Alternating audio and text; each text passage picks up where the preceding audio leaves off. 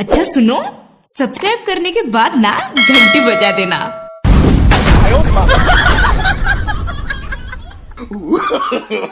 No, no, no, no.